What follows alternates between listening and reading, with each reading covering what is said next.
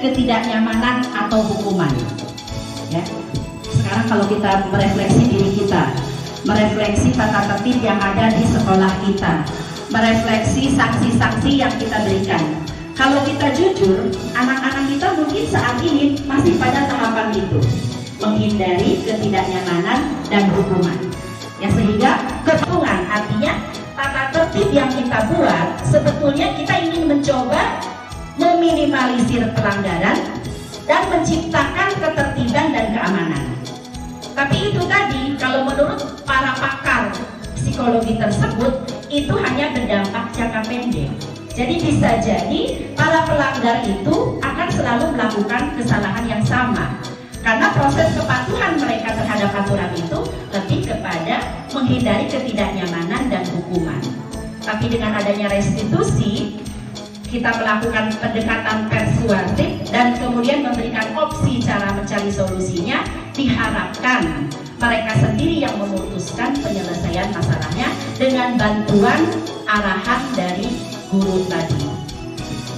Nah, terkait dengan keyakinan kelas, apa sih keyakinan kelas itu?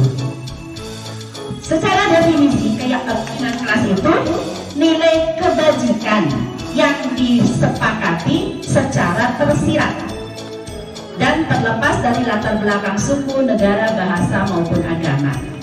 Nah, hasil pembekalan kami kemarin katanya mulai tahun ajaran poin kita gitu, karena konsekuensi itu berbicara tentang sebuah aturan yang sudah disepakati, dalam hal ini tata tertib, kemudian anaknya harus menerima konsekuensi dari pelanggaran yang dia lakukan. Jadi kalau menanyakan keyakinan ini, intinya memberi kesempatan kepada mereka untuk kembali ke keyakinan yang ada dalam dirinya. Karena saya yakin setiap orang tua pasti menanamkan nilai-nilai kebajikan dalam diri anak-anaknya. Mereka itu sebetulnya hanya mencari 5 kebutuhan dasar itu, kebutuhan dasar manusia. Kalau di anak yang saya lihat kebutuhannya itu pertama penguasaan. Jadi ingin perlakuan yang kita berikan itu menjadikan mereka menjadi orang yang mereka inginkan dan menghargai diri sendiri dengan nilai-nilai yang mereka percaya. Seperti kalau anak tidak mencuri, karena mereka percaya kalau mencuri itu dosa, sehingga mereka tidak mau mencuri. Nah, sekarang terkait misalnya keterlambatan, berarti kita harus mencoba menumbuhkan keyakinan dalam diri mereka bahwa mereka tidak terlambat, gitu. Mereka harus tidak terlambat, tapi dari keyakinan munculnya, bukan karena takut dihukum Pak Anas misalkan, atau takut dihukum saya misalnya. Makanya saya juga pelan-pelan lah, sedikit-sedikit saya mencoba menyelesaikan kasus-kasus siswa itu tidak dengan saya beri hukuman. Saya mencoba mendekati mereka dengan menggunakan konsep-konsep budaya positif ini.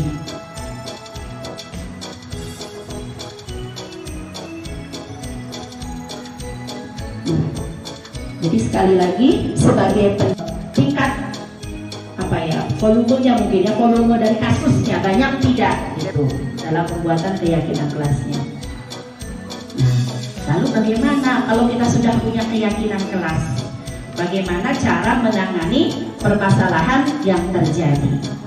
Nah, terkait dengan segitiga restitusi, ada 3 tahapan yang harus dilakukan oleh seorang guru ataupun orang tua murid ataupun atasan. Atasan juga bisa menggunakan filosofi ini. Yang pertama, stabilkan identitas. Yang kedua, validasi tindakan yang salah. Yang ketiga, menanyakan keyakinan. Ini adalah segitiga restitusi yang kita gunakan pada saat menangani kasus atau permasalahan siswa. Bagaimana menstabilkan identitas? Teori kontrolnya, kita semua akan melakukan hal terbaik yang bisa kita lakukan. Itu teori kontrolnya. Nanti untuk lebih jelasnya.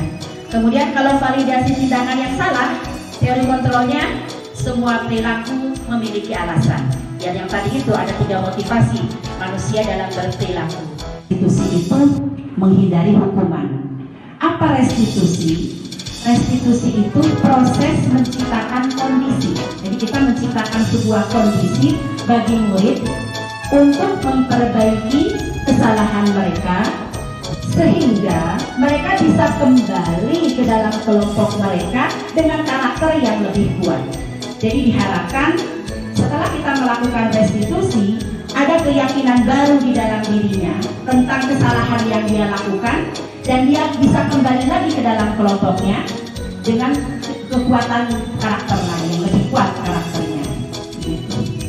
Apa perbedaan antara, nah kita lihat sini, apa perbedaan antara hukuman, konsekuensi, dan restitusi? Perbedaannya, kalau hukuman dia harus terjadi, siapa yang mengkondisikan? Penghukum.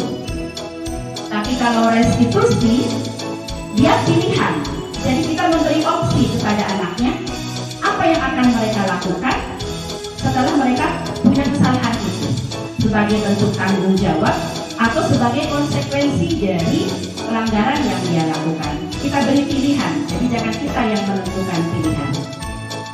Kemudian kalau hukuman kan anak tidak nyaman, dan kadang-kadang hukuman yang kita berikan akan membekas di dalam pikiran dia, apalagi kalau hukuman yang kita berikan mempermalukan di depan teman-temannya.